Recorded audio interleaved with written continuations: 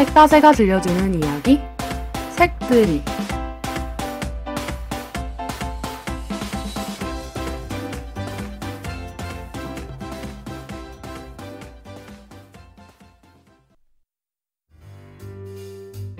안녕하세요. 책으로 따뜻한 세상 만드는 교사들, 책다새에서 활동하고 있는 교사 유현정입니다.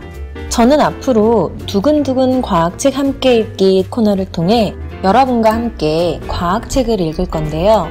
많은 사람들이 과학을 어렵다고 생각해서인지 문학책이나 인문책에 비해 과학책은 친근하게 느끼지 않으시는 것 같아요.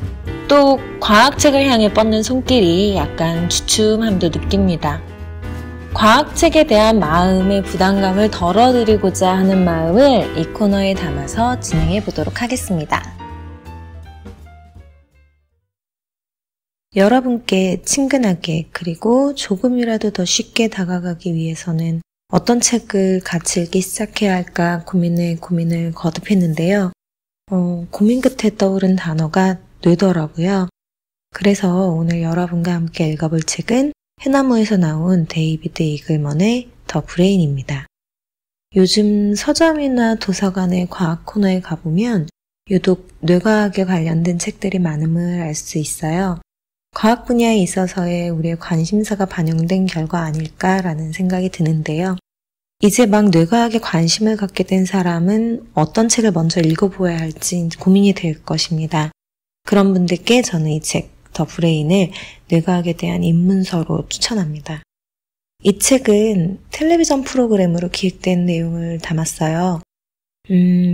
우리도 슈퍼피쉬나 장하석의 과학 철학을 만나다와 같이 과학 다큐나 강연의 내용이 책으로 나온 경우가 많이 있죠.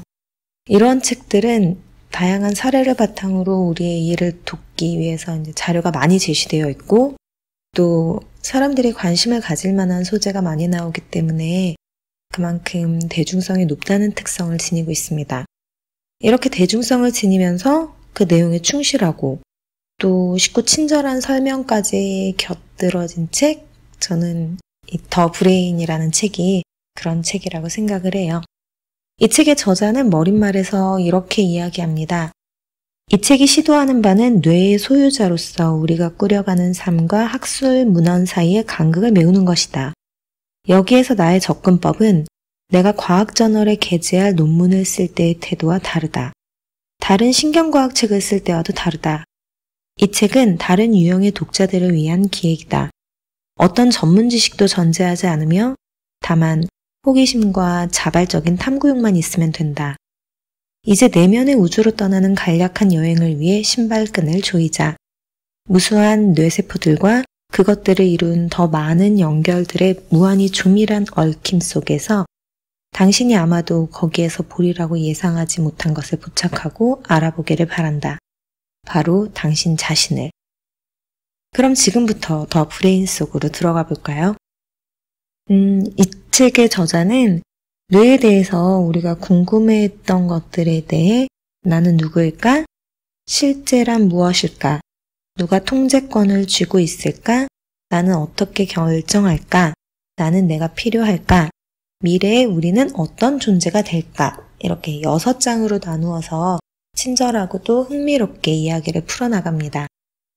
첫 장 나는 누구일까에서는 뇌가 나라는 존재를 어떻게 만들어 나가는지에 대해 이야기를 해요. 돌고래는 태어남과 동시에 헤엄을 칠 수 있고 또 얼룩말은 생후 1시간 정도면은 초원을 뛰어다닌대요. 하지만 인간은 태어나서 한 1년 가까이는 거의 걷지도 못하고 또 사회의 일원으로 자립하면서 살아가려면 거의 근 20년의 시간이 필요하죠. 동물이 자연에 적응해서 살기에 유리한 점이라고 생각되겠지만 사실은 이렇게 이미 형성된 뇌, 즉 모든 회로가 배선된 상태인 고정 배선 상태를 가지고 있음은 새로운 환경에 대한 적응이 불가능해가지고 되려 동물이 가진 한계라고 이야기를 합니다.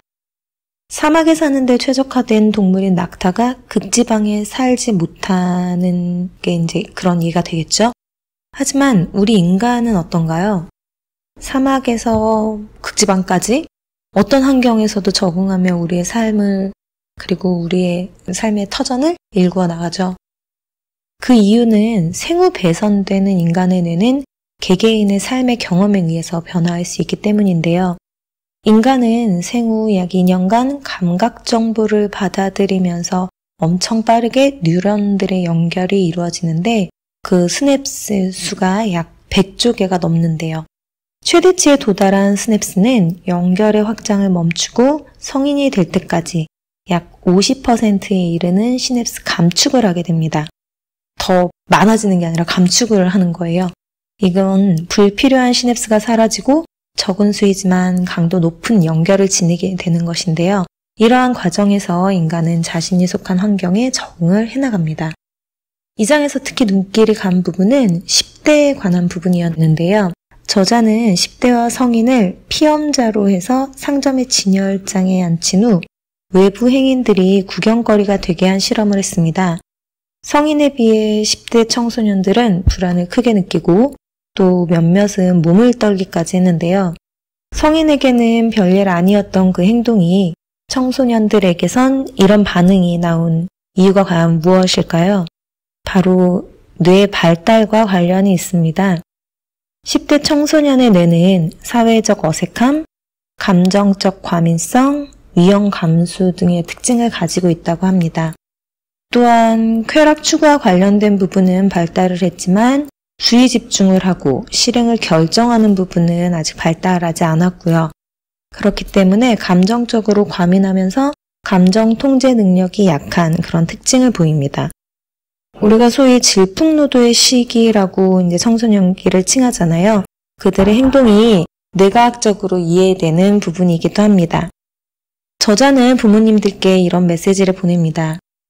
10대 시절에 우리가 세상을 보는 방식은 예정대로 그 시절에 일어나는 뇌 변화와 관련이 깊다. 그 변화는 우리를 자기의식이 더 강하고 위험 감수 성향이 더 강하며 또래 압력에 휘둘려 행동하는 성향이 더 강한 사람으로 만든다. 전 세계의 고뇌에 찬 부모들에게 전할 메시지가 있다. 10대 청소년들의 성품은 단순히 선택이나 마음가짐의 결과가 아니다. 그 성품은 강렬하고 불가피한 신경학적 변화의 기간이 만들어내는 산물이다. 10대 중반 정도가 되면 뇌 형성이 이제 완성이 되는데 그렇다고 뇌 형성이나 발전이 완전히 끝난 것은 아닙니다. 즉 성인이 되어서도 뇌는 가소성을 유지하기 때문에 어떤 경험을 하느냐에 따라서 우리의 뇌는 변화를 거듭하게 되는데요. 흔히 인간 GPS라고 불리는 영국의 택시 기사들의 뇌를 분석해보면 대조군에 비해서 공간 기억을 관장하는 해마의 뒷부분이 크다는 것을 알 수 있대요. 그리고 택시 기사의 경력이 길수록 그 크기의 변화도 차이가 있다고 합니다. 또 과학자 하면 우리가 제일 먼저 떠올리는 사람이 아인슈타인이잖아요. 아인슈타인이 사망한 후에 그의 뇌는 240개의 조각으로 나뉘어져가지고 여러 과학자들의 연구 대상이 되었는데요. 그 결과 왼손 손가락을 담당하는 오메가 모양의 그 구역이 크다는 것이 발견이 되었어요. 이 이유는 과학을 잘해서가 아니고 아인슈타인이 평생 동안 바이올린 연주를 즐긴 결과라고 합니다. 이렇게 성인이 되어서도 뇌는 가소성을 가지고 있고 그 사람의 경험에 따라 물리적인 변화를 계속해 나가는데요. 이 이야기를 저자는 이렇게 정리합니다. 당신이 태어난 가정, 당신의 문화, 친구들, 직업, 당신이 본 모든 영화, 당신이 나눈 모든 대화, 이 모든 것이 당신의 신경계에 흔적을 남긴다. 이 지워지지 않는 미시적 각인들이 모여서 지금의 당신을 만들고 미래의 당신을 제약한다. 지금 이 방송을 듣는 여러분의 뇌는 어떤 변화를 일으켰을까요?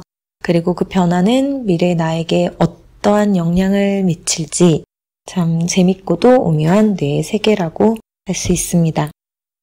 책들이에선 과학 코너를 맡기로 하고서 제일 먼저 고민했던 게 바로 이 코너 제목을 무엇으로 해야 하는가였어요. 그때 생각해낸 제목들이 과학책 읽기, 과학책 원 없이 읽기처럼 약간 무미건조한 느낌의 제목도 있었고요.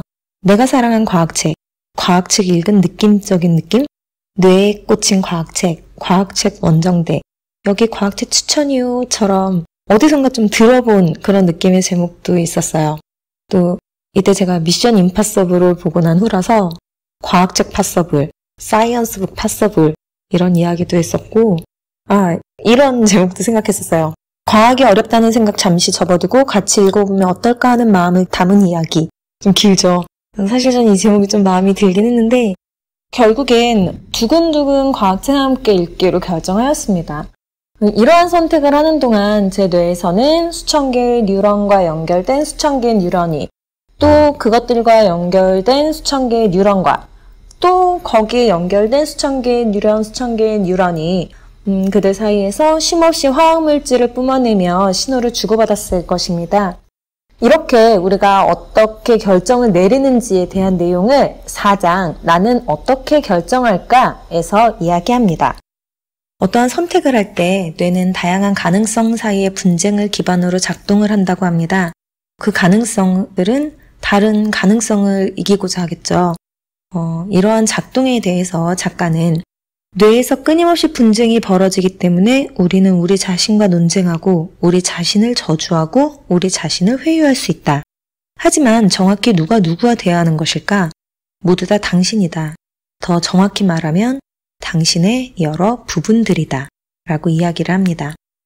또 의사결정에 있어서의 감정의 중요성도 이야기를 하는데 이때 마이클 샌델의 정의란 무엇인가에 등장해서 우리가 이제 많이 알고 있는 전차 딜레마를 예로 듭니다. 그리고 더 나아가서 지금 우리가 살아가는 사회와 연결지어가지고 현대 전쟁에 대해서도 이야기를 하는데요. 개인적으로 참 많은 생각을 한 부분이라 좀 길지만 제가 다 읽어보도록 하겠습니다. 뇌 속에서 경쟁하는 주요 시스템들을 식별하기 위해 전차 딜레마라는 사고 실험을 살펴보자. 전차 한 대가 통제 불능 상태로 선로를 따라 질주한다. 저만치 떨어진 선로 위에서 노동자 4명이 보수공사를 하고 있다. 우연히 이 광경을 목격한 당신은 노동자들이 전차에 치여 모두 죽으리라는 것을 곧바로 알아챈다. 이어서 근처에 있는 조종관을 조작하면 전차를 다른 선로로 보낼 수 있음을 깨닫는다. 그런데 잠깐, 그 선로 위에는 노동자 1명이 있다. 당신이 조종관을 당기면 그 노동자가 죽을 것이다. 반대로 조종관을 당기지 않으면 노동자 4명이 죽을 것이다. 당신은 조종관을 당기겠는가? 이번에는 약간 다른 둘째 시나리오를 살펴보자. 상황의 전제는 동일하다. 전차 한 대가 통제 불능 상태로 선로를 따라 질주하고 조금만 지나면 노동자 4명이 죽을 것이다. 그러나 이 시나리오에서 당신은 선로가 내려다 보이는 급수탑 위에 서 있다. 바로 옆에서는 덩치 큰 남자가 먼 곳을 바라보고 있다.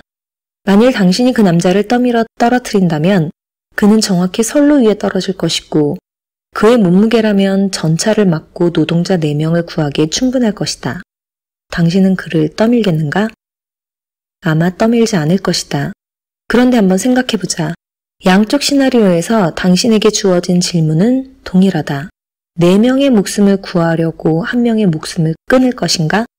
그럼에도 왜 둘째 시나리오에서는 이토록 다른 결정이 내려질까? 윤리학자들은 이 문제를 다양한 각도에서 다뤘지만 뇌의 영상화를 이용한 연구에서 상당히 간단 명료한 대답이 나왔다. 뇌의 입장에서 첫째 시나리오는 단지 수학 문제일 뿐이다. 그 딜레마는 논리적 문제풀이에 관여하는 구역들을 활성화한다. 둘째 시나리오에서 당신은 곁에 있는 남자와 물리적으로 상호작용해야 된다. 즉, 그를 떠밀어서 죽여야 한다. 이 결정에는 다른 연결망들이 추가로 관여한다. 그것들은 감정을 담당하는 뇌 구역들이다. 둘째 시나리오에서는 의견이 엇갈리는 두 시스템이 갈등한다. 우리의 합리적 연결망들은 1명의 죽음이 4명의 죽음보다 더 낫다고 말하는 반면 우리의 감정적 연결망들은 곁에 있는 사람을 죽이는 것은 나쁘다는 본능적 느낌을 유발한다. 당신은 서로 경쟁하는 욕구들 사이에 끼이고 당신의 결정은 첫째 시나리오에서와 전혀 다르게 내려질 가능성이 높다. 전차 딜레마는 실제 상황들에 관한 교훈을 제공한다. 현대 전쟁을 생각해보자. 현대전은 곁에 있는 사람을 떠밀어 떨어뜨리는 행동보다 조종관을 당기는 행동과 더 유사해졌다. 버튼을 눌러 장거리 미사일을 발사할 때 이 행동에 관여하는 것은 오직 논리적 문제풀이를 담당하는 연결망들 뿐이다. 드론 조종은 비디오 게임과 유사할 수 있다. 사이버 공격은 멀리 떨어진 적에게 피해를 입힌다. 이런 상황에서는 합리적인 연결망들이 작동하고 경우에 따라 감정적인 연결망은 작동하지 않는다. 원격 전쟁의 무감정적 성격은 내적인 갈등을 감소시켜 전쟁 수행을 더 쉽게 만든다. 한 전문가는 핵미사일 발사 버튼을 미국 대통령의 가장 친한 친구의 가슴 속에 이식해야 한다고 주장했다. 그렇게 하면 핵미사일을 발사하려 할 때 대통령은 친구의 흉곽을 절개하는 신체적 위해를 가해야 할 것이다. 따라서 핵미사일 발사를 고민할 때는 대통령의 감정적 연결망들도 결정에 참여할 것이다. 생사가 걸린 결정을 내릴 때 견제받지 않는 이성은 위험할 수 있다. 우리의 감정은 강력하며 흔히 통찰력이 뛰어난 유권자다. 감정을 선거에서 배제하는 것은 태만한 처사다. 우리 모두가 로봇처럼 행동한다고 해서 세상이 더 나아지지는 않을 것이다. 비록 신경과학은 새로운 분야이지만 감정이 중요하다는 직관은 오랜 역사를 지녔다. 고대 그리스인들은 삶을 마차에 비유하는 것이 옳다고 주장했다. 우리는 두 마리의 말을 무는 마부다. 흰 말은 이성, 검은 말은 격정이다. 각각의 말은 마차를 반대 방향으로 끈다. 당신의 임무는 말 두 마리를 모두 통제하여 마차가 길의 중앙선을 따라 달리게 하는 것이다. 실제로 우리는 신경과학의 전형적인 접근법을 채택하여 사람이 감정을 의사결정에 참여시키는 능력을 잃으면 어떻게 되는지 살펴봄으로써 감정의 중요성을 명확히 드러낼 수 있다. 이 부분을 읽으면서 저는 제가 교사로서 우리 아이들을 대할 때 이성과 감정의 끈을 잘 조절해야겠다는 다짐을 다시금 했습니다. 몇 년 전에 저희 반 아이 중 한 명이 제게 캐릭터가 그려진 카드 뭉치를 내밀었어요. 제가 가지고 있다가 이제 올해의 2학년이 끝나는 마지막 날 돌려달라고 하더라고요. 이 카드는 아이들 사이에서 엄청난 인기가 있는, 그게 또 종류가 되게 여러 가지인데 어떤 건 매우 비싼 가격에 거래가 되는 그런 카드였어요. 본인이 그 카드 게임을 그만해야겠다고 생각은 하지만 행동이 자꾸 고쳐지지 않으니까 잠시 그 카드를 저에게 떠나보낸 거죠. 이렇게 현재의 자아와 미래의 자아가 일종의 합의를 하는 것을 오디세우스 계약이라고 합니다. 오디세우스가 세이렌의 노래를 듣고 이제 넋을 잃게 될 것을 대비해서 자신의 몸을 돛대에 꽁꽁 묶었잖아요. 그 일화에서 유래된 것인데요. 미래의 자신이 옳지 못한 행동을 할 것을 알고 그러한 행동을 하지 못하게끔 이제 현재 계획을 세운 것이죠. 어떤 상황에 처하느냐에 따라 다른 결정을 하게 되니까 더 나은 결정을 하기 위해서는 다양한 나 자신에 대해 알아야 한다고 저자는 이야기를 하고 있습니다. 또 나 자신을 잘 알더라도 무엇인가 결정을 하기 위한 분쟁의 결과는 항상 같지는 않아요. 나의 몸 상태, 내가 처한 상황, 나의 심리적인 상태, 이런 것들이 무엇인가를 결정할 때 영향을 주기 때문인데요. 예를 들어서 복도를 걸어가다가 마주오는 사람이랑 어깨를 부딪혔을 때나 또는 북적이는 버스에서 발을 밟혔을 때 이런 경우들 일상생활에서 꽤 많잖아요. 이때 아무 일 없다는 듯이 그냥 지나갈 수도 있고 또 순간 화가 났지만 이제 상대가 사과를 하면 내 마음이 스르르 풀릴 수도 있고 혹은 상대가 사과를 했음에도 불구하고 그 기분 나쁜 감정을 숨기지 못해서 그렇게 표출하는 경우도 있죠. 만약 엄청 기분 좋은 일이 있어가지고 기분이 최상의 상태라면 좀 아프더라도 괜찮아요 라고 하면서 웃으면서 그냥 넘어가겠죠. 그리고 만약 기온이 40도에 육박하는 폭염인데 마침 버스 안에 에어컨도 고장난 상황이에요. 근데 발을 밟혔다면 어떨까요? 상대가 이제 일부러 그런 게 아니라 실수라는 것을 알고 있다 해도 그걸 당연히 머리로는 이해하지만 나의 그 기분 나쁜 표정을 숨기는 건 굉장히 힘들 것 같아요. 이렇게 어찌 보면 매우 사소한 나의 반응을 결정하는데도 외부 요인의 영향을 받습니다. 이 책에는 이런 사례도 나와요. 2011년에 이런 연구가 있었대요. 가석방 조치 1000건을 분석을 해보았더니 심의위원들의 배고픔이 결정에 큰 영향을 주었다는 걸 발견했습니다. 점심을 먹고 휴식을 취한 후에 그럼 이제 배도 부르고 기분도 되게 좋잖아요. 이때 가석방 결정을 받은 확률이 65%로 최고치였고요. 하루 종일 일을 하고 이제 일을 거의 마무리할 무렵에 피곤해 지쳤을 때 이제 이때는 가석방 결정이 나온 확률이 20%로 최저치였다고 합니다. 인간이 매우 합리적인 결정을 내릴 것이라고 다들 생각을 하잖아요. 특히 심사, 심의 이런 걸 하는 사람들은 일반적인 사람들보다도 더욱 합리적인 사람일 거야 라는 생각이 드는데 실제로는 모든 인간이 이런 요인에서 완전히 벗어난 채 결정을 내리는 것은 아니다라는 것을 알 수 있는 부분이었습니다. 또 흔히 우리가 이제 뇌를 이야기할 때 뇌 안에서 일어나는 일에 대해서만 관심을 갖는데 하지만 이 뇌도 타인과의 상호작용을 해나가는데요. 이에 대한 내용이 5장 나는 내가 필요할까에서 다루어집니다. 우리의 뇌는 혼자가 아닌 타인과 어우러져서 살아가는 데 적합하게끔 어느 정도의 프로그래밍이 되어 있다고 하는데요. 생후 1년이 채 되지 않은 아이들의 경우에는 걷지도 못하고 말도 못하지만 타인의 행동을 보고 그것을 판단하는 능력을 갖추고 있다고 해요. 이 책에서는 오리 인형과 곰 인형으로 이러한 실험을 진행을 합니다. 도움을 필요로 하는 오리가 하나 있는데 A곰은 도움을 주었고요. B곰은 되려 이 오리를 방해했어요. 이 모습을 아가들에게 보여주고 곰 인형 하나를 고르게 할 경우에 우리 아이들은 오리에게 도움을 주었던 A곰을 고른다는 건데요.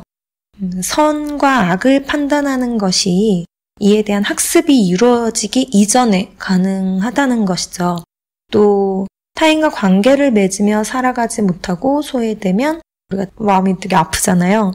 몸이 아픈 게 아니고 마음이 아픈 거지만 뇌에서는 같은 부분이 활성화된다고 합니다. 즉, 사회적 아픔과 신체적 아픔을 동일하게 받아들인다고 볼 수가 있는 건데요. 이 부분에 대한 실험도 굉장히 흥미롭습니다. 철학자 마르틴 하이데거는 개인이 존재한다라고 말하기는 어려우며 오히려 우리는 일반적으로 세계 안에 존재한다고 주장했다. 해석하자면 당신 주위의 세계가 당신 정체성의 큰 부분을 차지한다는 것이다. 자아는 진공 속에 존재하지 않는다. 과학자와 임상의사는 독방에 갇힌 사람들에게 무슨 일이 일어나는지 관찰할 수 있지만 그 상태를 직접 실험하기는 어렵다. 그러나 신경과학자 나오미 아이젠버거가 고안한 실험은 그보다 약간 더 견딜 만한 상태에서 무슨 일이 일어나는지에 대한 통찰을 제공할 수 있다. 즉, 우리가 집단에서 배제되었을 때 무슨 일이 일어나는지에 대한 통찰이다. 당신이 다른 사람 2명과 함께 공을 던져서 주고받는 놀이를 한다고 상상해보라. 놀이 도중에 특정 순간부터 당신은 놀이에서 배제된다. 다른 2사람이 당신을 제쳐놓고 자기들끼리만 공을 주고받는다. 아이젠버거의 실험은 이 단순한 시나리오를 기초로 삼는다. 그녀는 자원한 피험자들에게 간단한 컴퓨터 게임을 시켰다. 그 게임에서 피험자는 다른 플레이어 2명과 함께 공을 주고받았다. 연구진은 피험자에게 다른 플레이어들도 사람이라고 알려주었지만 실제로 그들은 컴퓨터 프로그램에 불과했다. 처음에 그 플레이어들은 공정하게 놀이했다. 그러나 시간이 어느 정도 흐르자 그들은 피험자를 배제하고 자기들끼리만 공을 주고받았다. 아이젠버거는 피험자를 뇌 스캐너 속에 눕혀놓고 이 게임을 시켰다. 그녀는 놀라운 발견을 했다. 피험자가 놀이에서 배제당하면 피험자의 통증 매트릭스에 속한 구역들이 활성화되었다. 공을 못 받는 것은 대수롭지 않은 일일 것 같기도 하지만 뇌에게 사회적 배제는 말 그대로 아플 만큼 중대한 사안이다. 왜 배제당하면 아플까? 추측하건대 이것은 사회적 연대가 진화의 관점에서 중요함을 시사하는 단서 중 하나다. 바꿔 말해 배제의 아픔은 우리를 타인들과의 상호작용 및 연대로 이끄는 메커니즘이다. 그 아픔은 우리에게 집단을 구성하라고 촉구한다. 이 사실에서 우리를 둘러싼 사회적 세계에 관한 통찰을 얻을 수 있다. 어디에서나 사람들은 끊임없이 집단을 이룬다. 우리는 가족, 우정, 노동, 유행, 스포츠팀, 종교, 문화, 피부색, 언어, 취미, 정치적 연대를 통해 서로 결합한다. 집단에 소속되면 우리는 편안해진다. 이 사실은 인류의 역사에 관한 결정적인 정보를 하나 제공한다. 그럼 이러한 사회적 배제가 발생하지 않게 하기 위해서는 어떻게 해야 할까요? 전 아이들이 싸우거나 누군가를 소외시키는, 따시킨다고 하죠? 그런 행동을 할 때 입장을 바꿔서 생각해 보라고 자주 이야기를 합니다. 상대의 입장에서 바라보면 또 다른 시선으로 어떠한 일을 바라볼 수 있고 또 상대의 입장이 이해가는 경우가 많잖아요. 그러다 보면 불화도 줄어들 거고요. 1968년에 미국에서 이러한 실험이 있었어요.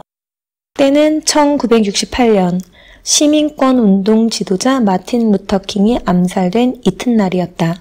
아이오와주의 한 소도시에 사는 교사 제인 엘리엇은 학생들에게 선입견이란 무엇인지를 보여주기로 마음먹었다. 제인은 학생들에게 피부색에 의해 판단당할 때 어떤 느낌이 드는지 아느냐고 물었다. 대다수 학생들은 그 느낌을 짐작할 수 있다고 대답했다. 그 대답이 믿음직스럽지 않았던 제인은 결국 유명한 실험이 된 행동을 취했다. 그녀는 파란색 눈동자를 가진 학생들이 이 교실의 우등생이라고 선언했다. 눈동자가 갈색인 학생들은 식수대에서 곧바로 물을 마시면 안 돼요. 이제부터는 반드시 종이컵을 사용하세요. 또 갈색 눈 학생들은 놀이터에서 파란색 눈 학생들과 놀면 안 됩니다. 왜냐하면 여러분은 파란색 눈 학생들만큼 우수하지 않기 때문이에요. 오늘 교실에 있는 갈색 눈 학생들은 목줄을 착용하세요. 그래야 멀리에서도 여러분의 눈 색깔을 알 수 있으니까요. 127쪽을 봅시다. 다들 준비됐나요? 이런, 로리만 꿈을 대네? 준비됐네, 로리? 로리는 갈색 눈이에요. 맞아요, 갈색 눈이죠. 오늘 보면 알겠지만 우리는 갈색 눈 학생들을 기다리느라 많은 시간을 허비합니다. 잠시 후 제인이 자를 찾으려고 이것저것을 둘러본다. 남학생 2명이 나서서 말했다. 렉스는 제인에게 자가 어디 있는지 알려주고 레이먼드는 그녀를 도울 생각으로 이렇게 제안한다. 선생님, 자를 선생님 책상 위에 두는 것이 더 좋겠어요. 그래야 갈색 눈을 가진 갈색인들이 자의 손을 못 댈 테니까요. 최근에 나는 이제는 어른이 된 그 두 소년과 만났다. 그들은 렉스 코자크와 레이 한센이며 둘 다 파란색 눈을 가졌다. 나는 그날 그들이 어떻게 행동했는지 기억하느냐고 물었다. 레이는 이렇게 대답했다. 내가 친구들에게 엄청나게 못된 짓을 했어요. 내가 높아지려고 일부러 갈색 눈 친구들을 괴롭혔으니까요. 그는 당시에 자신의 머리카락은 완전히 금발이었고 눈동자는 완전히 파란색이었다고 회고했다. 나는 완벽한 꼬마 나치였어요. 몇 분이나 몇 시간 전까지 나와 아주 친하게 놀았던 친구들에게 심술을 부릴 방법들을 궁리했다니까요. 이튿날 제인은 실험을 거꾸로 뒤집었다. 그녀는 학생들에게 선언했다.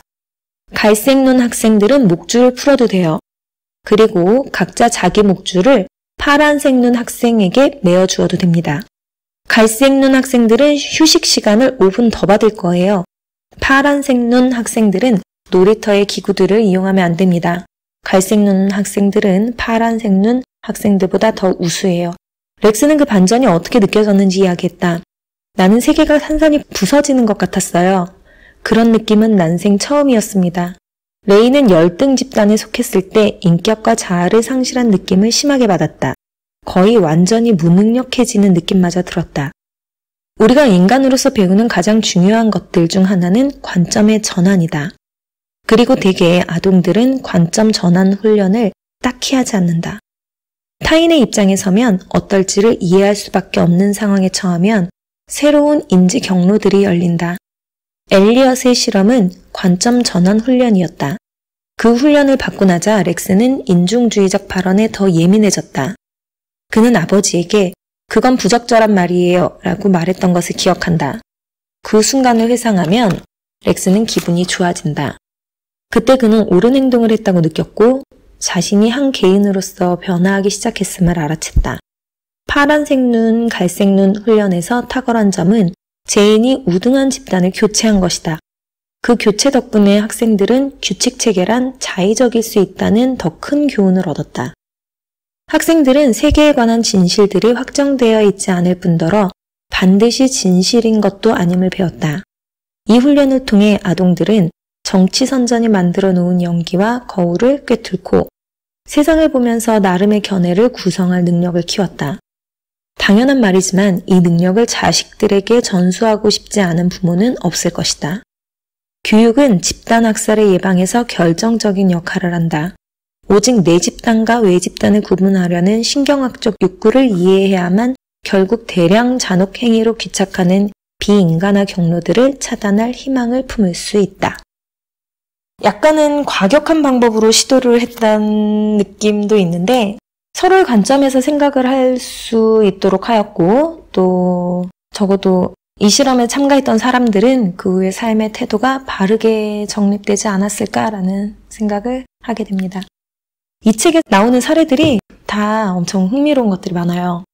제가 인상 깊게 읽었던 부분을 중심으로 몇 챕터를 같이 읽어보았는데요. 이 외에도 우리의 뇌는 실제로 어떻게 인지해 나가는지 그리고 우리의 삶은 어떻게 조종되는 것인지에 대한 저자의 이야기도 참 재밌습니다. 특히 6장 미래의 우리는 어떤 존재가 될까에서 변화하는 미래의 우리의 의미, 우리 인류가 나아가야 하는 방향 등에 대해서 다루고 있는데 저자의 통찰력 있는 이야기가 꽤나 흥미롭고 또 많은 생각을 하게 합니다.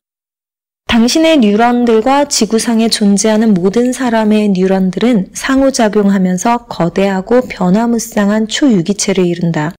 우리가 경계를 그어 당신이라고 부르는 그것은 큰 연결망 속의 작은 연결망일 뿐이다. 인류의 미래가 밝기를 바란다면 우리는 인간의 뇌들이 어떻게 상호작용하는지에 대한 연구를 계속 이어가야 마땅하다. 기회들뿐 아니라 위험들도 연구되어야 한다. 우리 뇌의 설계에 새겨진 진실을 피할 길은 없으므로 우리는 서로가 필요하다. 저자의 말처럼 우리는 우리의 뇌에 대해서 알아야 하고 또 서로 유의미한 관계를 맺으며 살아가야 할 것입니다. 이 책 더 브레인의 부제는 더 스토리 오브 유인데요.